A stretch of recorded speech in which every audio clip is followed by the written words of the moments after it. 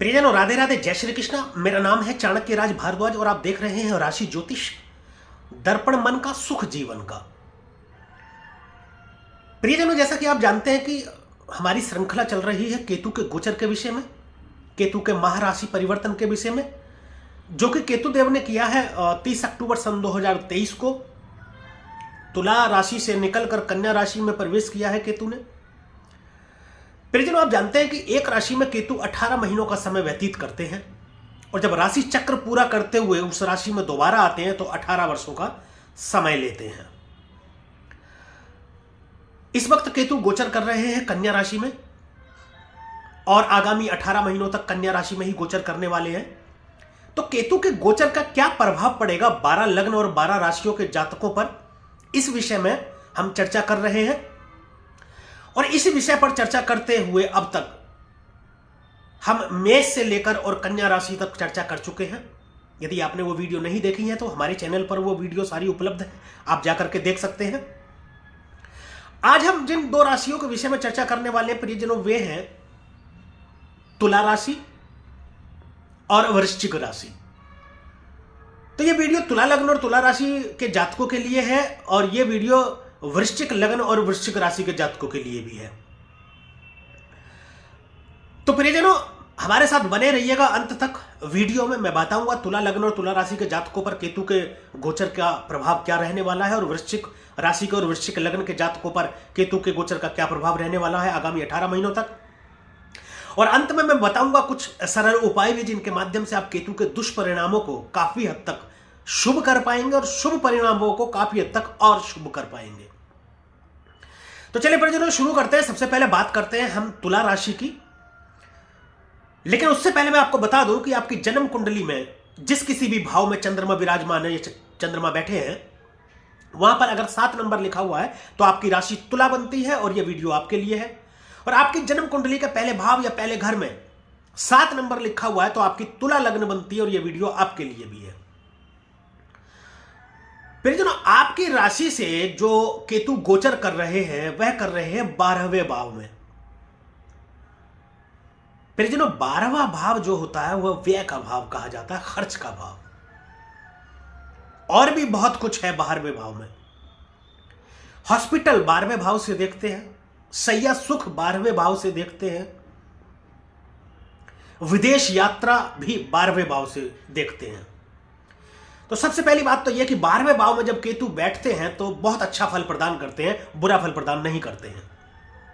कुछ कारणों में या कुछ जगहों पर या कुछ लग्न या राशि के जातकों पर देखा गया है कि 12वें भाव में केतु यदि बैठते हैं तो कुछ अलग परिणाम भी देते हैं, लेकिन काफी हद तक अच्छा परिणाम देते हैं। बहुत तरक्की करने वाले होंगे आप अपने व्यापार में, बहुत धन अर्जित करेंगे आप इस दौरान, केतु के गोचर के दौरान, जब 12वें भाव में केतु गोचर कर रहे हैं। प्रियजनों, एक्चुअली ये खर्च का भाव है, तो खर्च होगा केतु के विराजमान होने से अच्छे कामों में। जैसे आपको विदेश यात्रा करनी पड़े अपने व्यापार के विषय में, तो वो वहां से लाभ आपको होगा विदेश यात्रा से। आपको बीमारी से कट ऑफ करेंगे, बीमारी से दूर करेंगे, क्योंकि केतु अलगाव का कारण है, केतु डिटैचमेंट का कारण है। ये रोकते हैं, जिस भाव में बैठते हैं उस भाव की चीजों को रोकते हैं, लेकिन ये टॉप पर भी पहुंचाते हैं, ध्वज झंडा गाड़ देते हैं केतु। बीमारी से आपको दूर करेंगे। यदि बीमारी बहुत टाइम से आपको आ रही होगी तो उससे दूर करेंगे, छुटकारा मिलेगा आपको। एक बात और मैं बता दूं आपको, आपके 12वां भाव जो होता है वह लाभ भाव से दूसरा भाव है। 11वां भाव लाभ का है और वहां से दूसरा भाव 12वां है और 12वां भाव खर्च का है। इसका यह मतलब हुआ कि आमदनी तो आपको बहुत होगी, खूब पैसा कमाएंगे आप, पैसा बहुत आएगा, बहुत तरक्की होगी आपको व्यापार में, अपने काम में। परंतु जितना पैसा आप कमाएंगे उतना खर्च भी हो जाएगा। लंबी दूरी की यात्रा आप करेंगे, धार्मिक यात्राएं आप करेंगे। 12वें भाव में केतु विराजमान होकर के ऐसा करते हैं। परंतु जैसा मैंने बताया कि लाभ भाव से दूसरा भाव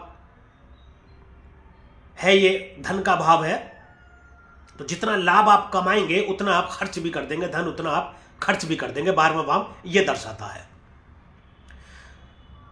प्रियजनों, इससे आपको सावधानी बरतनी है। एक और विशेष सावधानी आपको बरतनी है, मैं बता दूं आपको, 100% अवैध संबंध आपके बनेंगे, स्थापित होंगे आपके। अत्यधिक कामुक प्रवृत्ति के हो जाएंगे आप इन दिनों। केतु जब 12वें भाव में विराजमान होते तो राहु 6ठे भाव में विराजमान होते, दुश्मन तो आपका कुछ नहीं बिगाड़ पाएंगे, तो पक्की बात है, लेकिन आप अत्यंत कामुक हो जाएंगे, स्त्री है या पुरुष है। सैया सुख जिसको बोलते हैं,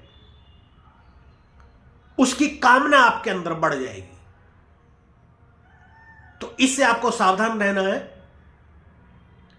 यह तुला राशि और तुला लग्न के जातकों के विषय में कि केतु के गोचर का क्या प्रभाव रहेगा आगामी 18 महीनों तक। अब बात कर लेते हैं तुला राशि के जातकों के लिए कुछ उपायों की। हालांकि आपको कुछ ज्यादा उपाय करने की जरूरत नहीं है, लेकिन फिर भी आप गणेश जी की आराधना करें, गणेश जी के मंदिर जाएं, गणेश अथर्व शीर्ष का पाठ करें, आप अत्यंत शुभ रहेगा, अच्छा रहेगा। और आप रोजाना यदि मंदिर जाकर के माथा टेके, मंदिर में शीश झुकाएं, तो आपके बिगड़े काम भी बनेंगे। तो यह रहा तुला राशि और तुला लग्न के जातकों पर केतु के गोचर का प्रभाव कैसा रहेगा आगामी 18 महीने तक। बात कर लेते हैं प्रियजनों वृश्चिक राशि की। वृश्चिक राशि और वृश्चिक लग्न के जातकों पर क्या प्रभाव रहने वाला केतु के गोचर का। तो उससे पहले मैं आपको बता दूं कि आपकी जन्म कुंडली में जिस किसी भी भाव में चंद्रमा विराजमान या चंद्रमा बैठे, वहां पर यदि 8 नंबर लिखा हुआ है तो आपकी वृश्चिक राशि बनती है। यह वीडियो आपके लिए है।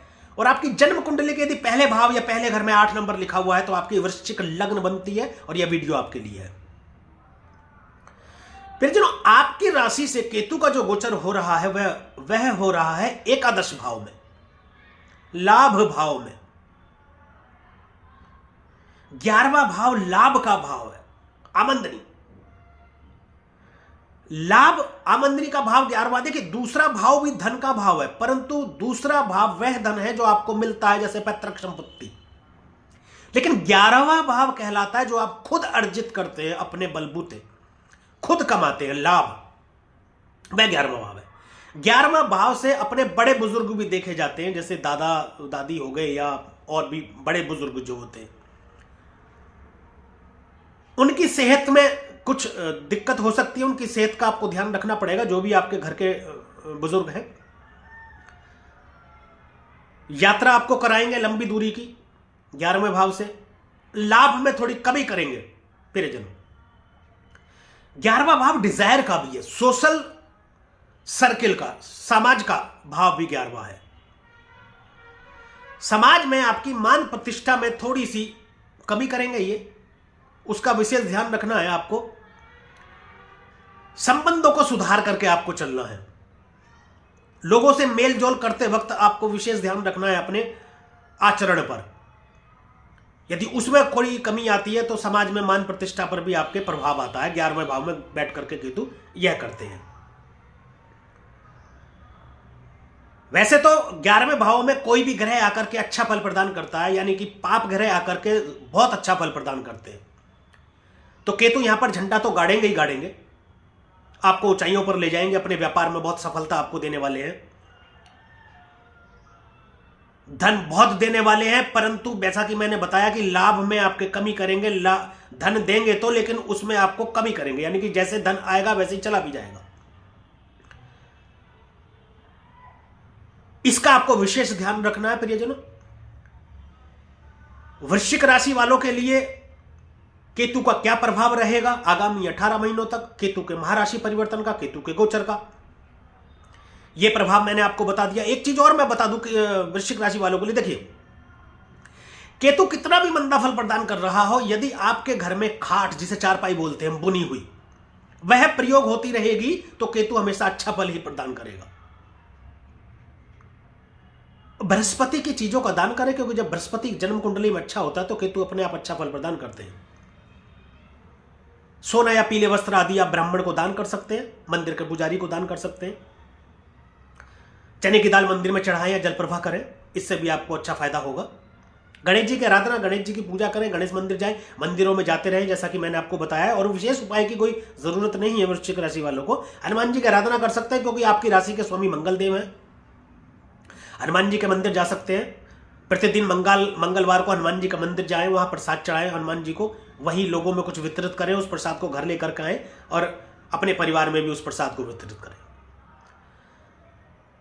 तो परिजनों, ये रहा तुला लग्न और तुला राशि के जातकों पर क्या प्रभाव रहेगा और वृश्चिक लग्न और वृश्चिक राशि के जातकों पर क्या प्रभाव रहेगा केतु के गोचर का आगामी 18 महीनों तक, और कुछ उपाय जिनके माध्यम से आप अपने जीवन को कुछ हद तक आनंदमय और सुखमय बना सकते हैं। परंतु एक बात और मैं यहां कहना चाहूंगा परिजनों, देखिए, आप ये सोच ले कि केतु का गोचर हो रहा है या केतु या किसी भी ग्रह का गोचर हो रहा है तो आप रातों रात अमीर बन जाएंगे, छप्पड़ फाड़ के आपको धन मिलेगा, ये हो जाएगा वो हो जाएगा, बहुत सारी चीजें आपको देखने को मिलती होंगी या सुनने को मिलती होंगी। ऐसा नहीं होता परिजनों। ज्योतिष संभावना है, इसका विशेष आप ध्यान रखें, और कर्म आपका प्रधान है। आप घर में पालती मार करके बैठ जाए और बोले कि अब तो केतु का गोचर हो गया, मेरे इसमें 18 महीने मेरे मजे से कटेंगे, नहीं होगा। कर्म तो आपको करना ही पड़ेगा। कर्म यदि नहीं करेंगे तो कोई भी ग्रह आपको शुभ फल प्रदान नहीं करेगा। और कर्म कैसे? अच्छे कर्म। कर्म यदि अच्छे करते रहेंगे तो ग्रह भी आपको अच्छा फल प्रदान करेंगे। यदि आप कर्म अपने खराब कर लेंगे, आपका अपना आचरण आप खराब कर लेंगे, तो कोई भी ग्रह कितना भी शुभ हो आपको अच्छा फल प्रदान नहीं करेगा। आचरण अच्छा रखें अपना, तो सभी ग्रह आपको अच्छा फल प्रदान करो। केतु तो वैसे भी मोक्ष का कारण है, अध्यात्म का कारण है। पूजा पाठ में मन लगाएंगे, मंदिर जाएंगे तो आपको अच्छा फल प्रदान करेंगे। तो फिर जनो, आज के लिए और अभी के लिए बस इतना ही। अगली वीडियो में फिर किसी एक या दो राशियों के लेकर के हम चर्चा करेंगे। तब तक के लिए राधे राधे, जय श्री कृष्णा। और आप देखते रहिए राशि ज्योतिष, दर्पण मन का, सुख जीवन का।